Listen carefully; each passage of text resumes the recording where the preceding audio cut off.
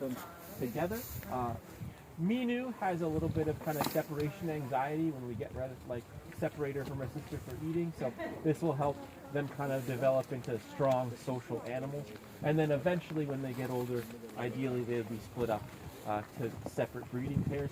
Right now I don't know how much you know about U.S. politics. I don't know too much, but I know it's a mess.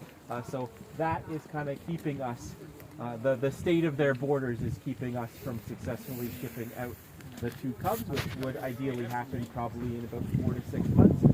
Once that happens, since Pemba, I see he's kind of waking up, he might grace us with his presence, who knows. Since Pemba is so valuable from a genetic perspective, it's very likely that after the cubs go, we will ship Jita out to a different zoo and then get in a different female and then breed Pemba again to keep kind of expanding and protecting the genetics.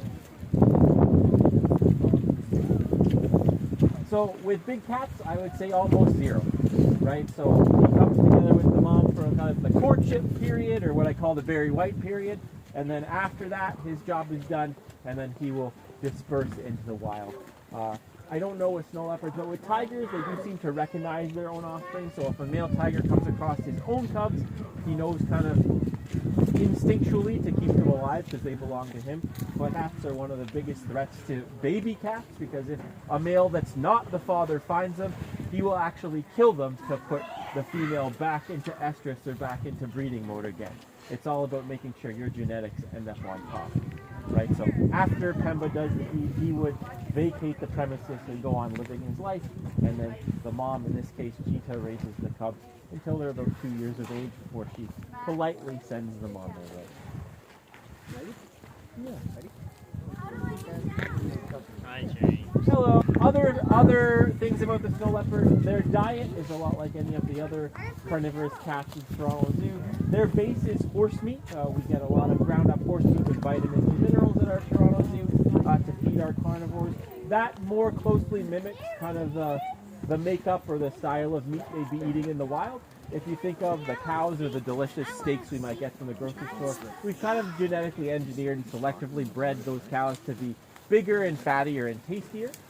In the wild, the goats or the other kind of wild mountain sheep that snow leopards are eating, again, they're much more lean and in better shape because in most cases they're climbing or running for their lives. So that's why horse meat is something we use quite a lot at the Toronto Zoo. We actually have a full-time nutritionalist on staff, one of the first zoos in North America to have a full-time nutritionalist once we hired one full-time. They created that diet, and we actually sell the recipe to other zoos because it works very well with carnivores and human care. Other things that Pemba likes to eat, sometimes he gets quail, which he quite enjoys. He likes rabbit, although we're on back order right now for rabbit, so I've just invited them to come over and look in my backyard. And then we also get horse neck bones, which they all enjoy, and sometimes baby chicks, although the adults don't really like the chicks too much. Jita, our snow leopard mom, will go through her enrichment, which is toys or games or objects she can manipulate to keep mentally and physically stimulated.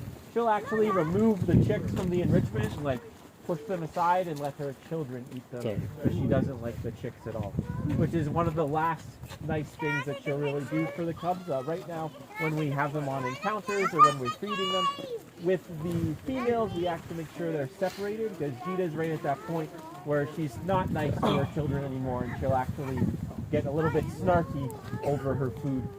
So we want to make sure that she doesn't show any untoward aggression towards her kids. And again, we give the snow leopards, like we give all our animals, enrichment every single day. Again, enrichment is toys, games, objects, sights, sounds, smells, touches, or tastes to stimulate their senses and encourage them to perform natural behaviors. The easiest natural behavior to think about is foraging or hunting. So at the zoo, I like to say there's no free lunch at the Toronto Zoo. All of our animals have to do some sort of natural work to get their food.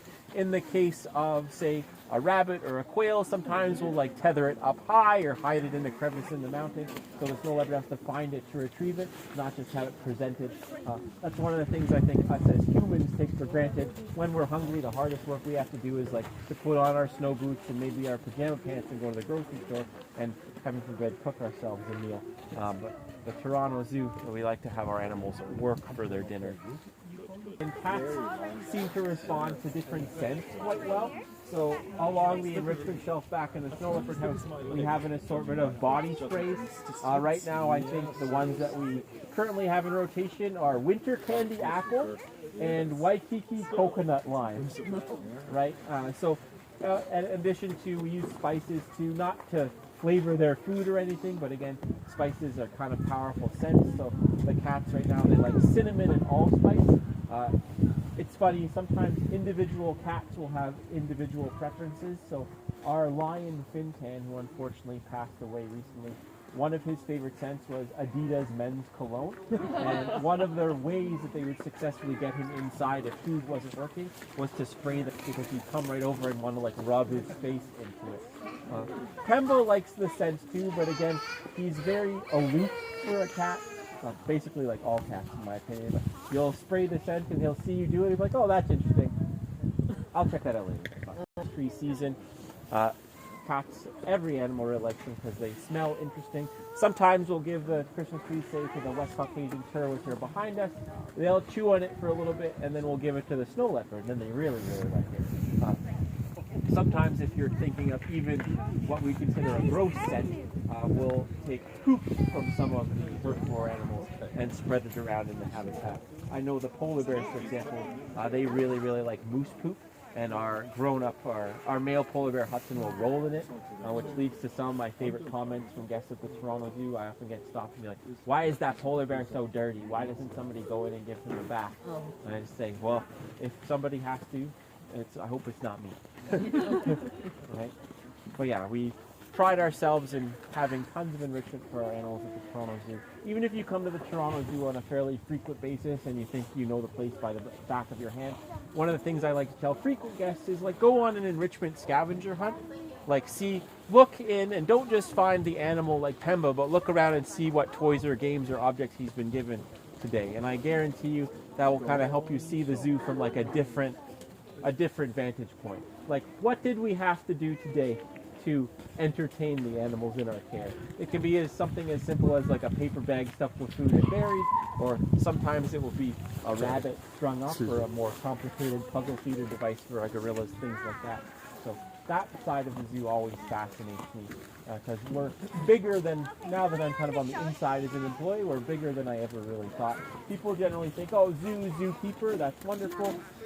But we have nutritionalists, we have the dietitians that put the food together. We even have the exhibit design team, which is like professional arts and crafts. We have our own trades department with like the HVAC technicians and the plumbers and the life support systems that keep everything running.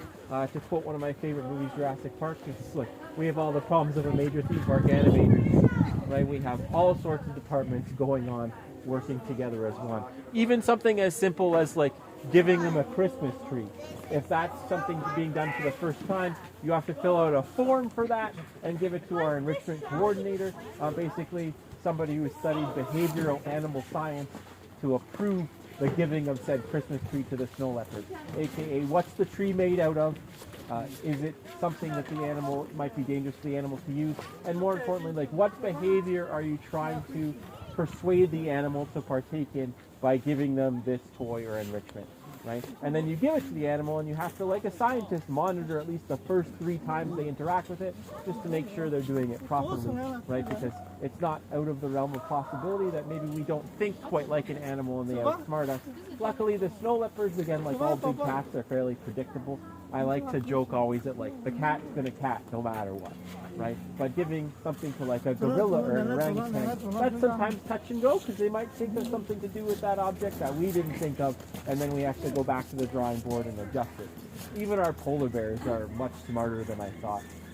Not a snow leopard story, but since polar bears are basically like a white tornado in animal form, they can destroy anything because they're ridiculously powerful.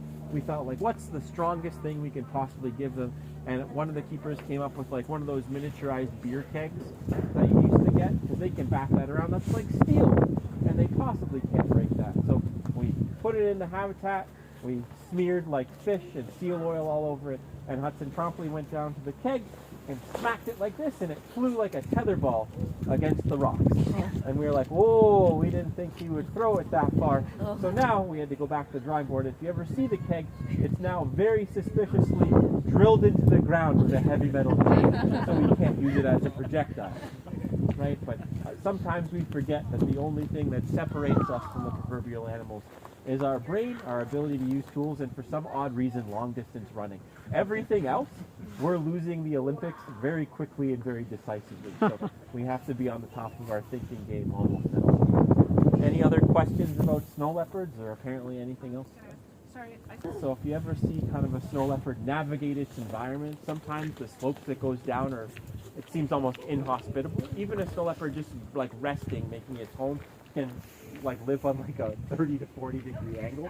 So the tail is used massively for balance and navigating its environment, right? Nothing to do with the tail, but one of my favorite facts that I've really keyed on this week, I try to find a weird one every week, and I'm a big numbers guy. Snow leopards at full speed can cover 15 meters in a leap, right? Meters. So that's about 45 feet in a bound. That's about the length of a school bus. Next time you see a school bus, think of the length of that. And a snow leopard can travel the length of that toward you in a bound at full speed, right? Are they solitary? Yeah, snow leopards are solitary cats.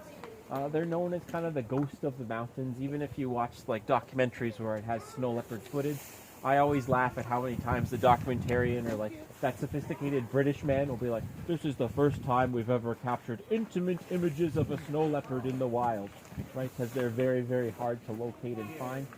Even if you're doing reading about them, usually there's always like a panel in the textbook that says like, snow leopards are very good at camouflaging into their habitat. And then they'll print a picture and be like, there are 2 cats in this picture.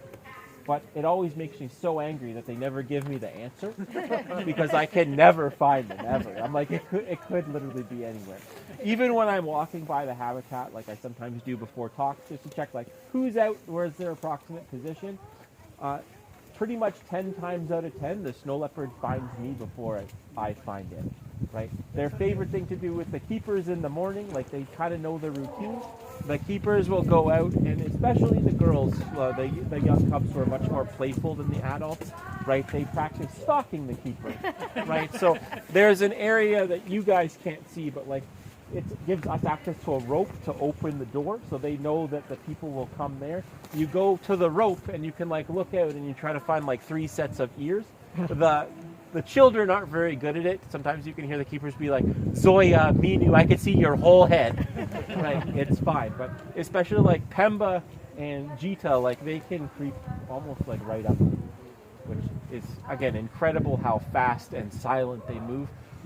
I'm often asked, like, what's my favorite animal at the Toronto Zoo?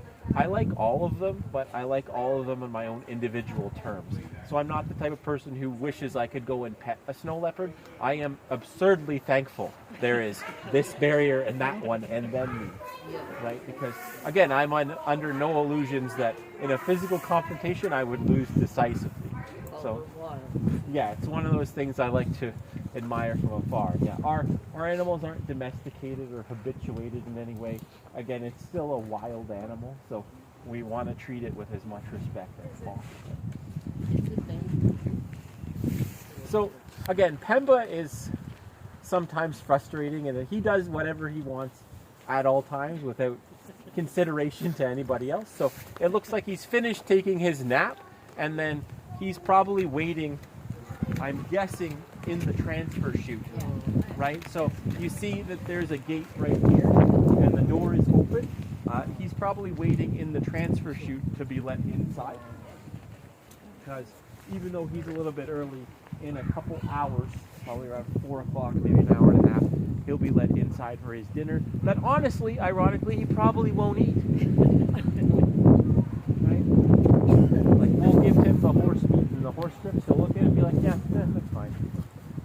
Right? But yeah, and then also, there's also a probability that the 3 females are just kind of on the other side of that door, right? So the snow leopard habitat's actually made up of 3 distinct sections, I guess you could call it. There's the inner house, inside, so that's the individual pens, like the den where the cubs were born, and like the scale and the training chute. And then you can go out to 3 outside yards. So the middle building is like a square. The yards go around the square in the first layer. So it's very possible that the females have access to both the house, so the inner square, and the 3 outside yards. And then there's this big transfer chute out to the habitat, and this is the 3rd part, right? So right now, Pemba will have access to the habitat, and the door will be open so he can go inside down the hallway, but not into the yards or the house. Just because even though he's a snow leopard, we like to give him the option to keep warm. And then there's the yards and the house. And then tomorrow, it basically works kind of every 2nd day. Pemba will be in the house and yards, and the female family will be out here. Yes. We alternate. Yo, Canada, he's just flew away. Yeah, that's okay. Sorry? The only things we feed live that live in the Moose Valley experience what I call death by Darwinism.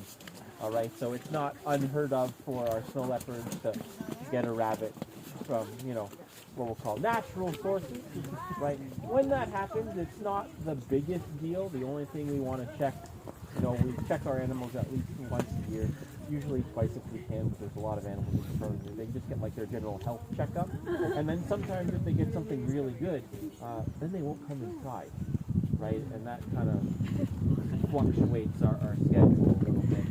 There's a famous story from many, many years ago where usually, like keepers, one of the first things they'll do, they come in, they check on their animal's well-being. So I'm expecting 4 snow leopards. Are there 4 snow leopards? Are they looking good? And then before you let Pemba out, you're doing kind of a walk around the habitat, right? Checking the perimeter. Did a guest throw in something that I don't want Pemba clearing everything, and then you let Pemba out for the day. When the lion keepers back in the day were clearing the habitat, they walked right by like a baby deer, because deer are really good at staying still and quiet. And as soon as they let the lions out, the lions have different senses than people do. The deer tried to run forward. He did not make it, and the lions were attacked for like 3 or 4 days. Because there was nothing that we could give them that was better than what they had. Oh, they ate Yeah, but again, that okay, this one is safe and this one is not, or do they just like take it on, I don't know, faith or some sort of trial and error? Like, okay, James, you're going first, and then James just gets annihilated by an orange blur, and they're like, oh, turn around, guys, James isn't coming back.